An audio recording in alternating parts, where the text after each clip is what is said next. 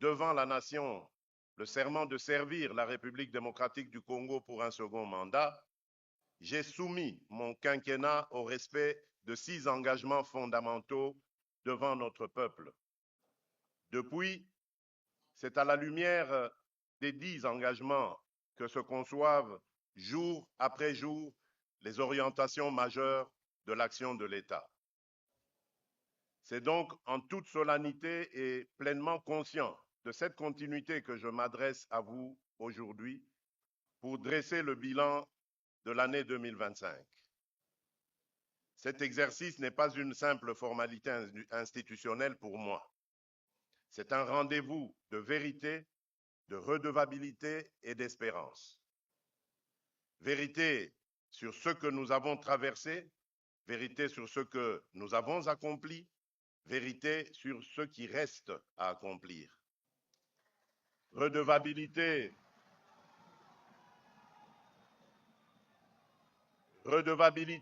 envers notre peuple qui a le droit de savoir dans quelle direction va la République.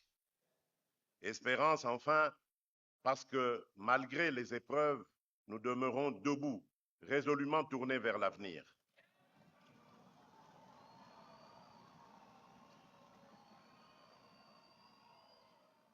Mes très chers compatriotes, loin d'être une parenthèse dans notre histoire récente, l'année 2025 aura vu l'Est de notre pays plonger dans l'une des périodes les plus sombres de ces dernières décennies. Dès les premiers mois, la coalition AFC M23, bénéficiant du soutien direct de l'armée rwandaise, a déclenché une nouvelle offensive d'envergure, s'emparant notamment de Goma et de Bukavu et étendant son emprise de terreur sur de vastes portions des provinces du Nord et du Sud Kivu. Cette surenchère militaire s'inscrivait dans une logique bien connue, une entreprise organisée de prédation de nos ressources naturelles et de déstabilisation de nos institutions, qui s'est d'ailleurs accompagnée de violations graves et systématiques des droits humains, exécutions sommaires des civils innocents, violences sexuelles érigées en méthode de combat et déplacements forcés de communautés entières arrachées à leurs terres.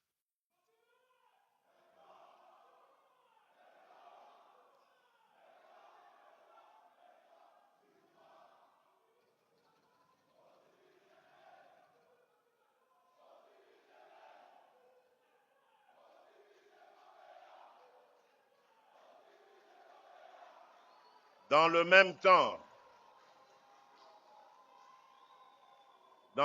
temps, d'autres groupes armés ont contribué de répandre la mort et la désolation, en particulier en Ituri, où nos compatriotes demeurent prisonniers d'un cycle de violence attisé par des milices locales et étrangères. Qu'on ne s'y trompe pas, nous ne sommes ni face à un simple conflit communautaire, ni devant une rébellion interne de plus. Il s'agit d'une guerre d'agression par procuration visant à contester notre souveraineté sur un espace hautement stratégique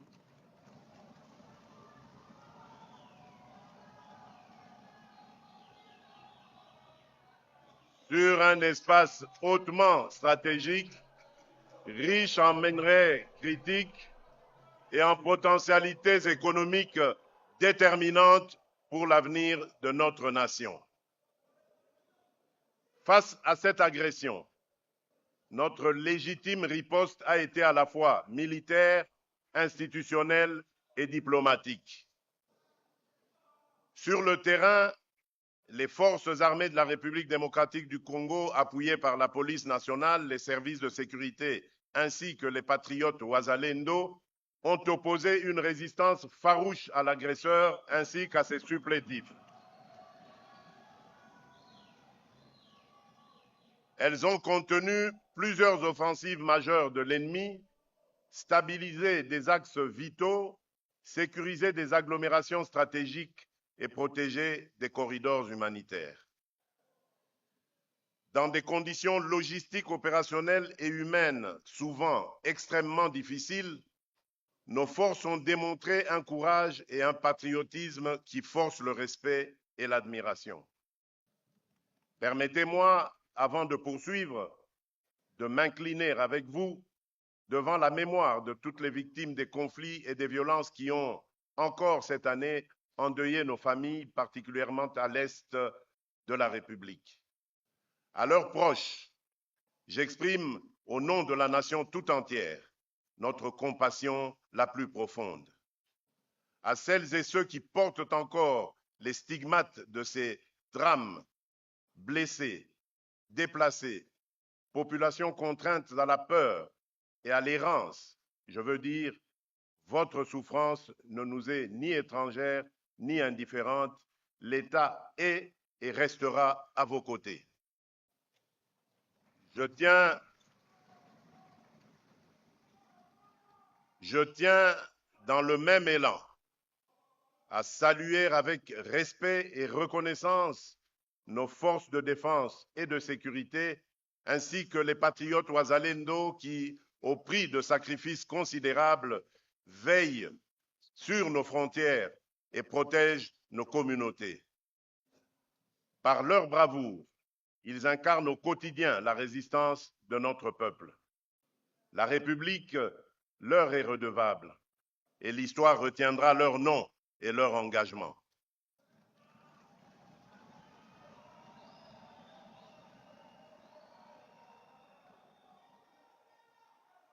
En leur honneur, je vous invite à vous lever et à observer un moment de recueillement.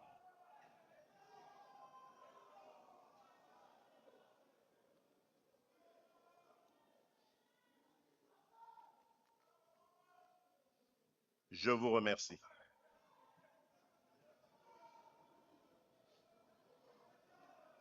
Mes très chers compatriotes, tenant compte à chaque fois de la dynamique changeante du théâtre des opérations, j'ai engagé une reconfiguration en profondeur de notre dispositif de défense avec la réorganisation de certains commandements opérationnels, le redéploiement de moyens sur les fronts prioritaires, le renforcement du renseignement et une lutte résolue contre les réseaux de contrebande qui financent la guerre. Ces efforts s'accompagnent d'une réforme structurelle du secteur de la sécurité destinée à professionnaliser davantage l'armée, améliorer la condition du soldat, renforcer la discipline et prévenir toute forme d'abus contre les civils. Nous ne tolérons ni les crimes des groupes armés, ni les dérives de ceux qui portent l'uniforme de la République. Sur le plan du partenariat international, l'année écoulée a marqué une transition majeure. Conformément à la demande que nous avions formulée et au plan de désengagement adopté par le Conseil de sécurité des Nations Unies, la MONUSCO a mis fin à ses opérations au Sud Kivu en 2024, recentrant progressivement son mandat sur le Nord Kivu et l'Ituri, avant de marquer une pause dans le retrait pour permettre une réévaluation de la situation sur le terrain. Parallèlement, la mission de la Communauté de développement de l'Afrique australe, la SADC, en République démocratique du Congo, déployée à la fin de l'année 2023 pour appuyer la stabilisation de l'Est, a achevé son mandat en mars 2025, confirmant, s'il en était besoin, que nul dispositif externe ne peut se substituer durablement à la responsabilité première de l'État congolais dans la protection de son territoire et de sa population. Ces évolutions ne traduisent aucun repli sur soi. Elles marquent plutôt un choix assumé, celui de passer d'une logique d'assistance sans horizon à une souveraineté renforcée, en consolidant nos capacités nationales et en coopérant avec nos partenaires dans le plein respect de notre Constitution et de nos lois. Sur le front diplomatique, la République démocratique du Congo n'a cessé de porter avec constance la vérité de ce qui se passe à l'est de notre pays. Cette démarche a trouvé un écho favorable au sein de l'Union africaine. Par la voix de son Conseil de paix et de sécurité, l'organisation continentale a dénoncé sans équivoque les exactions de l'AFC M23, des ADF, des FDLR et d'autres groupes armés et a réaffirmé l'exigence du retrait immédiat de toutes les forces étrangères présentes sur notre territoire sans l'accord des autorités légitimes de la République. Au même moment, et pour la première fois depuis le début des agressions répétées contre notre pays, le Conseil de sécurité des Nations Unies a adopté la résolution 2773 condamnant explicitement l'agression du Rwanda contre la République démocratique du Congo et exigeant le retrait immédiat et inconditionnel de ces forces de notre territoire. C'est dans ce contexte et avec le sens des responsabilités que commande l'intérêt supérieur de la nation que nous avons engagé 2 séquences diplomatiques exigeantes. D'une part, une déclaration de principe signée en avril 2025, les négociations conduites avec l'appui des États-Unis d'Amérique, du Qatar, de l'Union africaine et d'autres partenaires ont abouti le 27 juin 2025 à la signature à Washington d'un accord de paix entre la République démocratique du Congo et le Rwanda, entré en vigueur à cette date et solennellement entériné au niveau des chefs d'État ce 4 décembre 2025.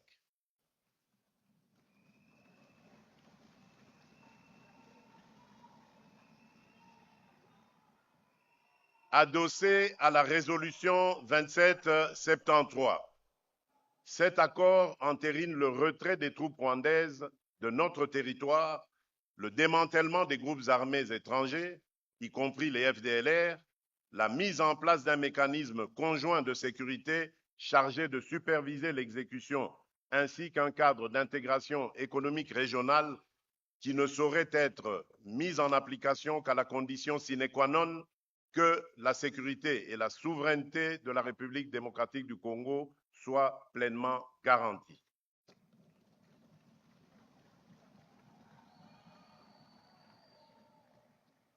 D'autre part, sous la médiation du Qatar et avec l'appui de l'Union africaine, nous avons conclu à Doha, le 15 novembre 2025, un accord cadre entre le gouvernement de la République démocratique du Congo et l'AFC M23 qui fixe les piliers d'un futur accord de paix global et définitif fondé sur le désengagement militaire de l'AFC M23, le cantonnement, le désarmement, la démobilisation et la réintégration, ainsi que sur le rétablissement de l'autorité de l'État sur l'ensemble des zones occupées.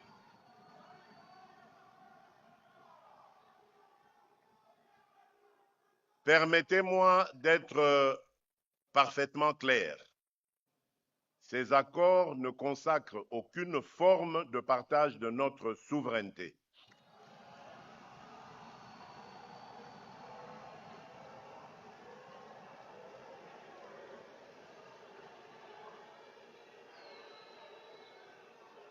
Je disais, permettez-moi d'être parfaitement clair, ces accords ne consacrent aucune forme de partage de notre souveraineté.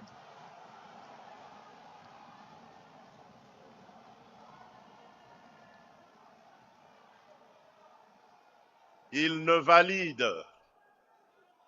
valident ni les prétentions territoriales de qui que ce soit, ni la mise sous tutelle de nos ressources.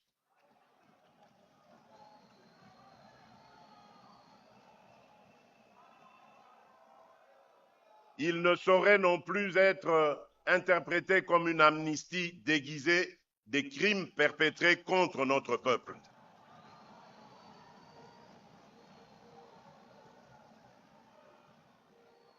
La justice suivra son cours avec rigueur, jusqu'au bout et sans complaisance, afin d'honorer la mémoire de celles et ceux injustement tombés du fait de cette agression.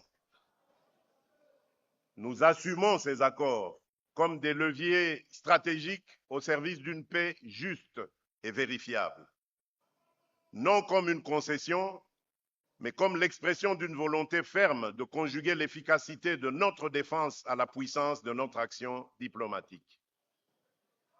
4 priorités s'imposent désormais à notre action. 1. Obtenir le retrait total et vérifiable de toute force armée étrangère opérant sur notre territoire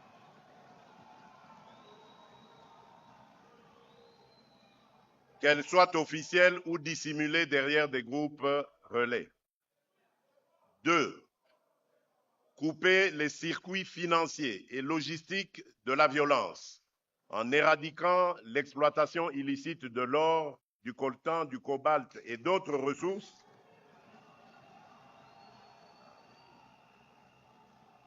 ainsi que la contrebande qui alimente ces réseaux.